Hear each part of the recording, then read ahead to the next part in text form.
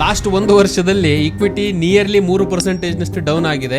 Silver and gold more than 40% ನಷ್ಟು growth ಅನ್ನ ಕಂಡಿರುತ್ತೆ. But one of the biggest question nation wants to know ಅಂತಕ್ಕಂಥ ಪ್ರಶ್ನೆ ಏನಪ್ಪಾ ಅಂತಂದ್ರೆ ಗೋಲ್ಡ್ ಅಲ್ಲಿ ಇನ್ವೆಸ್ಟ್ ಮಾಡಲಾ ಸಿಲ್ವರ್ ಅಲ್ಲಿ ಇನ್ವೆಸ್ಟ್ ಮಾಡಲಾ ಅಂತಕ್ಕಂಥ ಪ್ರಶ್ನೆ ಇರುತ್ತೆ.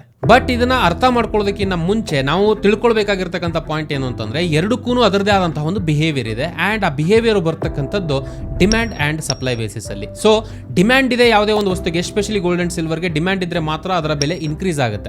ಗೋಲ್ಡ್ಗೆ ಡಿಮ್ಯಾಂಡ್ ಬರ್ತಾ ಇರೋದು ಎಲ್ಲಿಂದ? ಸೆಂಟ್ರಲ್ ಬ್ಯಾಂಕ್ಸ್ ಕಡೆಯಿಂದ. ವೆರಿನ್ ಸಿಲ್ವರ್ಗೆ ಡಿಮ್ಯಾಂಡ್ ಬರ್ತಾ ಇರತಕ್ಕಂಥದ್ದು ಮೆಜಾರಿಟಿ ಆಫ್ ದ ಸಿಲ್ವರ್ಗೆ 55% ಆಫ್ ದ ಸಿಲ್ವರ್ಗೆ ಡಿಮ್ಯಾಂಡ್ ಬರ್ತಾ ಇರತಕ್ಕಂಥದ್ದು ಮ್ಯಾನುಫ್ಯಾಕ್ಚರಿಂಗ್ ಇಂದ. ಬಟ್ ವಾಲಟಿಲಿಟಿನ ನಾವು ಅರ್ಥ ಮಾಡ್ಕೊಳ್ಬೇಕು. ಗೋಲ್ಡ್ ಅಲ್ಲಿ ಯೂಶುವಲಿ 10-15-20% ನಷ್ಟು ಮ್ಯಾಕ್ಸ್ ಟು ಮ್ಯಾಕ್ಸ್ ವಾಲಟಿಲಿಟಿ ಏರುಪೇರಿನ ಗತಿಗಳಾಗ್ತಕ್ಕಂಥ ಪಾಸಿಬಿಲಿಟಿ ಇರುತ್ತೆ. ಬಟ್ ಸಿಲ್ವರ್ ಹಾಗಲ್ಲ, ಹೋದ್ರೆ 50-60% ನಷ್ಟೆಲ್ಲ ಮೂವ್ ಆಗ್ಬಿಡುತ್ತೆ. ಒಂದೊಂದ್ಸತಿ ಒಂದೊಂದೇ ವರ್ಷದಲ್ಲಿ ಮೂವ್ ಆಗ್ಬಿಡುತ್ತೆ.